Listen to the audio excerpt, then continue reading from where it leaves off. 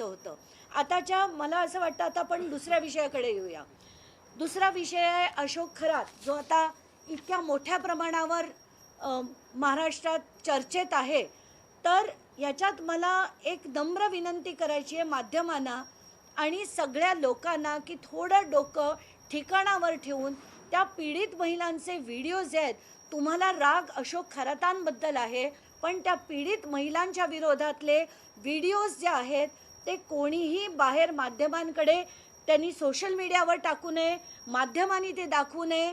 एका माध्यमांनी ते एका पीडितेचं नाव देखील दाखवून टाकलं, ती विनंती आहे की ती दाखवू नका. दुसरी गोष्ट, आत्ताच्या घटनेला जो पोलीस तपास चालू आहे, त्या SITला माझी नम्र विनंती आहे की 4 ते 5 जणांनी हे पूर्ण प्रकरण उघडकीस आणलंय. त्या 4-5 जणांना आत्ताच्या घटनेला प्रचंड त्रास होतोय. तर ही माणसं कोण आहेत?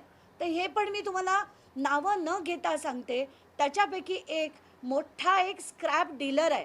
त्यांनी कोट्यवधी रुपये या अशोक खरातांसाठी खर्च केले. त्यांना 15 ते 20 इंटरनॅशनल ट्रिप्स करून आणल्यात. International trip. हेच नाही तर एकदा 2016 साली अशोक खरातांचा ॲक्सिडेंट झाला होता. त्यांचा एक हात कामी येत नव्हता. तर अशात ह्याच माणसांनी त्यांना अमेरिकेला नेऊन मेयो क्लिनिकमध्ये 6 महिने त्यांच्यावर उपचार झाले होते. ते सगळे करून घेतले. पाण्यासारखा पैसा खर्च केला. हा त्यातला एक माणूस. दुसरा होता तो चित्रकार होता.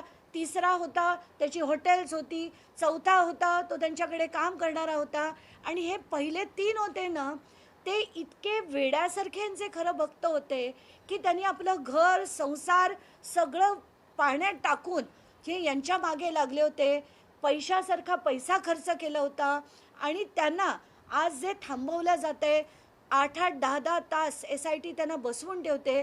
माझी सातपुते मॅडमना विनंती आहे की प्लीज असं करू नका. आज मी सकाळी दाते सरांशी पण बोलले, त्यांना देखील विनंती केली. तर आत्ताच्या घटनेला हे जे खरात होते त्यांची अनेक गोष्टी या लोकांकडे होत्या, पण एकाने तर घाबरून, कारण त्यांच्या मागे लागायला लागलं म्हणून एकाने घाबरून त्यांचे अमुक पुरावे जे चुकून त्याच्याकडनं डिस्ट्रॉय झाले, कारण तो स्वतः घाबरला की उद्या मला काही त्याचा त्रास होईल का.